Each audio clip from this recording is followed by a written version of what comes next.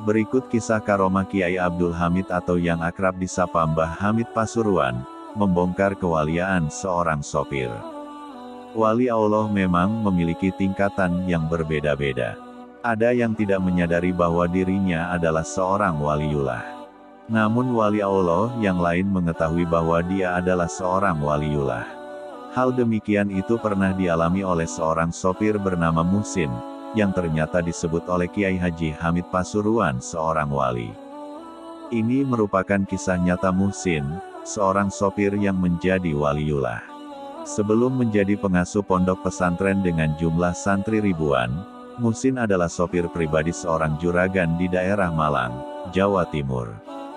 Suatu hari Muhsin diminta majikannya yang bermukim di Bululawang untuk mengantarkannya ke daerah Pasuruan, Jawa Timur. Usut punya usut, sang majikan mau berkunjung ke kediaman salah satu kiai besar yang sudah tersohor derajat kewaliannya. Sebagai seorang sopir yang baik dan rajin bekerja, Muhsin mengantarkan sang majikan menempuh perjalanan sekitar 1 jam, akhirnya mereka pun sampai di pondok pesantren Kiai Hamid bin Abdullah bin Umar di Pasuruan, Jawa Timur. Muhsin tidak mengantar majikannya masuk ke dalam ruang tamu sang kiai. Sebab sebagai seorang sopir ia merasa sebaiknya menunggu sang majikan di luar saja, namun ternyata Mbah Hamid tidak mau menerima majikannya apabila si Muhsin tidak diajak masuk ke ruang tamu. Akhirnya sang majikan menghampiri Muhsin dan memintanya untuk masuk. Kiai Hamid tidak mau menerima kedatanganku kalau kamu tidak ikut masuk, ujar sang majikan kepada Muhsin. Mendengar ucapan majikannya itu, Muhsin pun terheran-heran.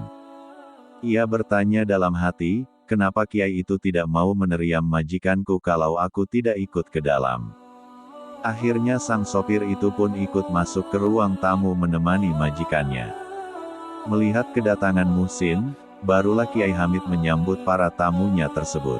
Saat mengobrol tiba-tiba Kiai Hamid bertanya kepada Muhsin.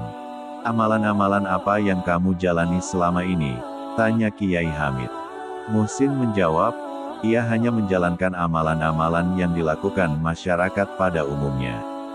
Tadi Mbah Yai kenapa menolak kedatangan saya ketika saya masuk sendirian ke kediaman Pak Kiai? Tanya majikan kepada Kiai Hamid.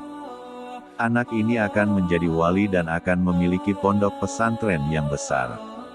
Saya sudah melihat tanda-tandanya, makanya saya menolak kedatanganmu kalau kamu tidak ajak sang wali, kata Kiai Hamid menjelaskan. Muhsin yang mendengar kata-kata Mbah Kiai Hamid hanya bisa tersenyum dan sedikit menundukkan kepalanya karena malu mendengar alasan Kiai Hamid tersebut. Ia sendiri tidak pernah mengetahui kalau ia akan menjadi waliullah. Bahkan sang majikan kaget bukan kepalang mendengar pernyataan Kiai Hamid tentang masa depan sopir majikannya tersebut.